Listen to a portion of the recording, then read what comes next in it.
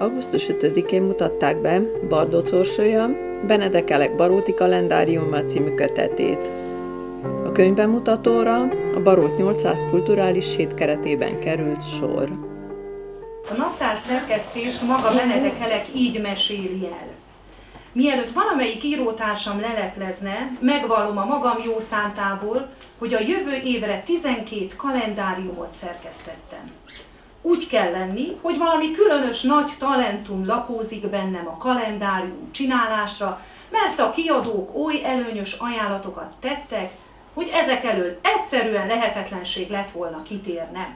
Nem is tértem ki. Alapos megfontolás után a következőképp állítottam föl a mérleget. A kalendárium csinálás nem kiváló szellemi munka, de 6 gyermeknek 36 pár cipő kell egy esztendőben. Az ellenségeim megbotránkozással kiáltanak fel, nézzétek, már kalendáriumot is csinál ez az ember. Ellenben a derék jó családapák helyeslőleg bólintgatnak, szép, nagyon szép. A munka nem szégyen. Az írótársak az orrukat fintorgatják. Milyen süllyedés! Az én szűkebb hazámban pedig a jószékelyek kedves dicsekedéssel hirdetik, halljátok, atyafiak, ez a híres ember 12 kalendáriumot csinál az új esztendőre. Így felállítván a mérleget, őszinte párbeszédbe merültem saját magammal, és az volt az első kérdésem is, tulajdonképpen mit gondolsz, mivel szerezted azt a kicsi népszerűséget szűkebb hazádban? Egy kicsit megsajdult a szívem, de nem adhattam egyéb feleletet a kalendárium csinálással. Fülembe csendült a már 10 esztendeje elhangzott kortesnóta, 3x4 12, éljen a naptárszerkesztő.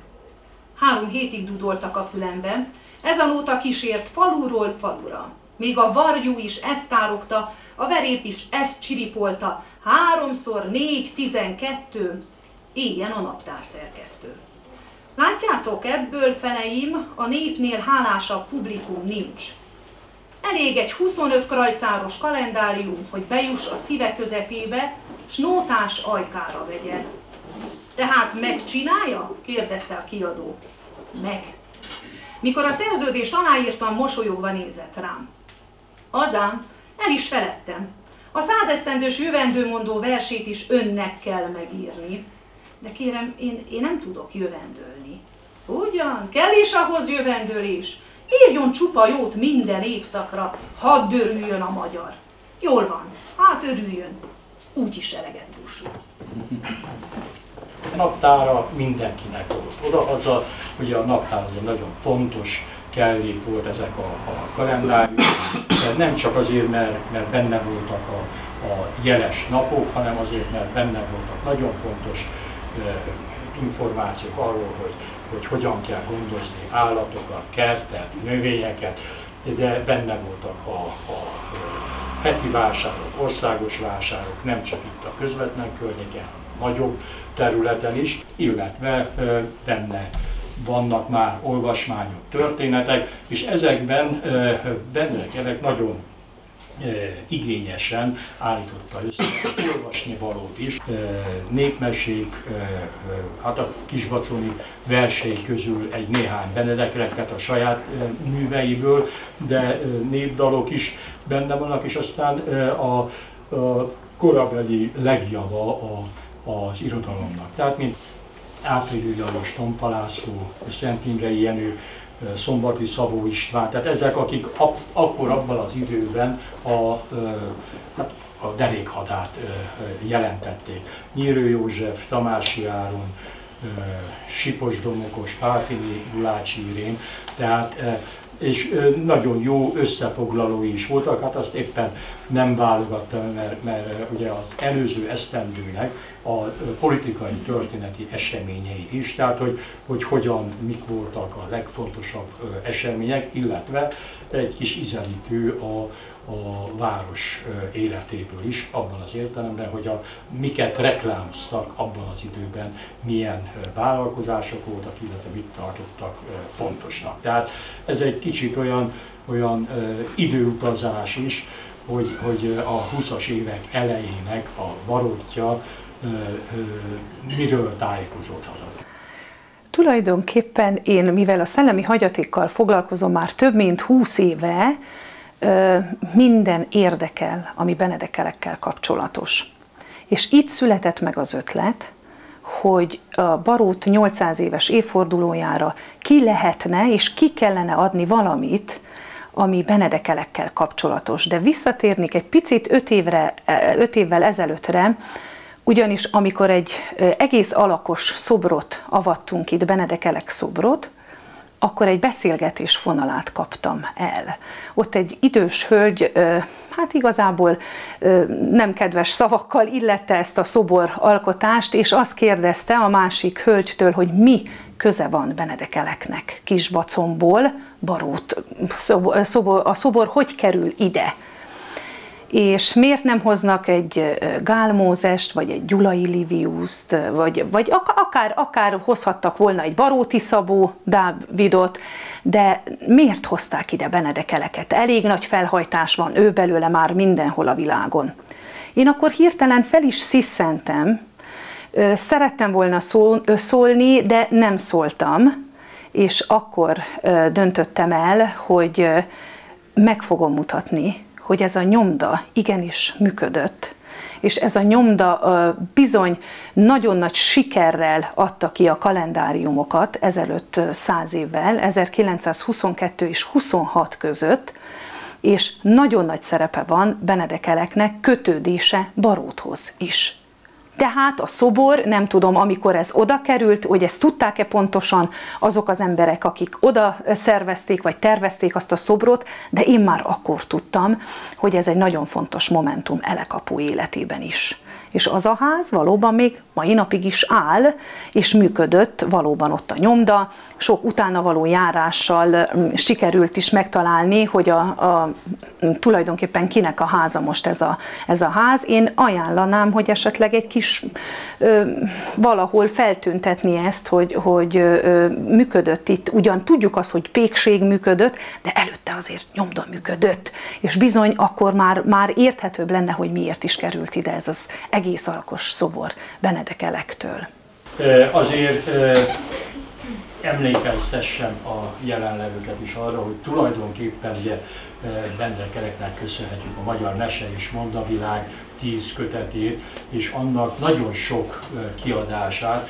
A Ponyvákon keresztül is eljutott tényleg filléres kiadványként, tehát nem csak a naptárakat, a kalendáriumokat szerkesztette sok-sok ezer-tízezeres példányban. Azt képzeljék el, ezt már csak példaként mondom, hogy az 1900-as évek legelején 2 olyan esztendő is volt, amikor a legnépszerűbb magyar írónak, Jókai Mornak is az írásainak a példányszámát túlhaladta benedekelek.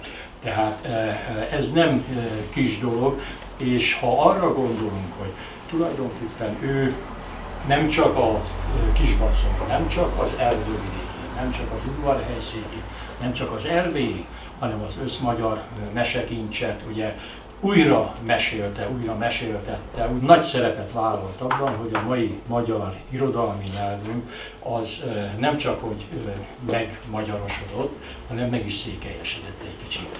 A nagyon erősen latinosodott, németesedett városi köznyelvet, magyar köznyelvet, azt egy kicsit közelebb visszakanyarította, visszatérítette a magyar népnyelvhez, ezen belül az erdővidékéhez, vagy még közelebb ugye a kisbaconihoz.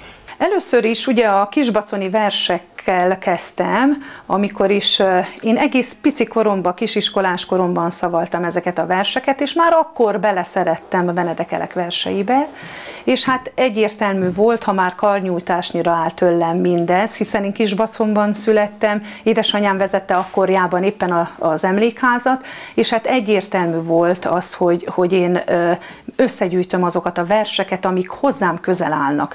Ez még korán sem egész ez a verses kötet, tehát még vannak elvarratlan szálak, amiket majd remélem, hogy időközben sikerül majd felkutatni és kiadni.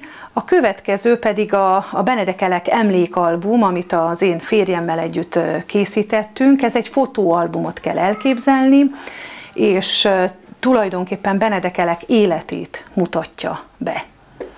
Aztán volt még egy próbálkozás, az még nagyon-nagyon régen, Isten nyugtassa, Antal Istvánnal adtuk azt a jó kis kötetet. Az egy vékony kis kötet volt, de ugyanakkor azt gondolom, hogy tanulságos volt, és az is valami évfordulóra készült, csak azon gondolkodom, hogy milyen, az is lehet, hogy inkább Benedekelek évfordulóra készült, nem Baróti évfordulóra, és talán az volt, azt hiszem, a legelső kis kötetem, és akkor így jött a többi egymás után, de ez, ami most itt volt, és ez, ami most itt most bemutatott Szabó Zsolt, ez valóban ez Baróthoz kötődik, és ugye én már több mint 20 éve együtt dolgozom Szabó Zsolt irodalomtörténésszel, úgyhogy hát nagyon hamar megtaláltuk a közös hangot együtt.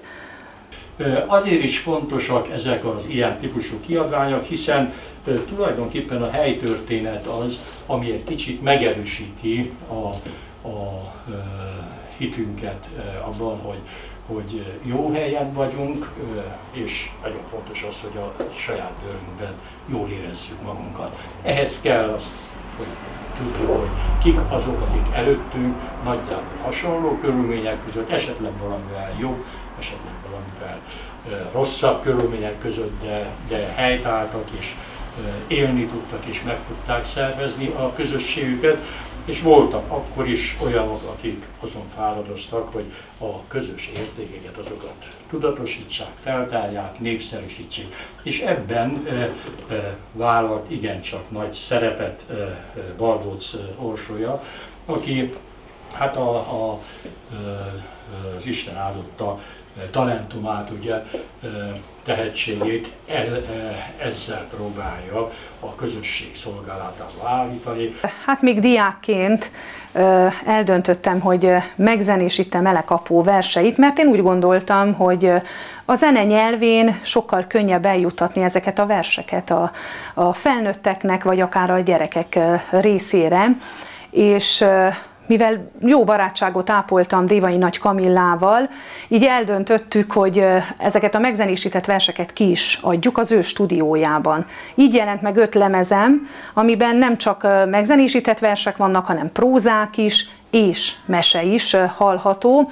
De aztán sikerült későbbiekben egy hangos könyvet is kiadni, úgyhogy igyekeztem és igyekszem mai napig is így ápolni a szellemi hagyatékot, ükapám szellemi hagyatékát, és járok faluról falura, városról városra, inkább iskolákba, meg óvodákba, de van, amikor pedagógusoknak tartok előadást, és nagyon nagy szeretettel és odaadással próbálom ezt így ápolni.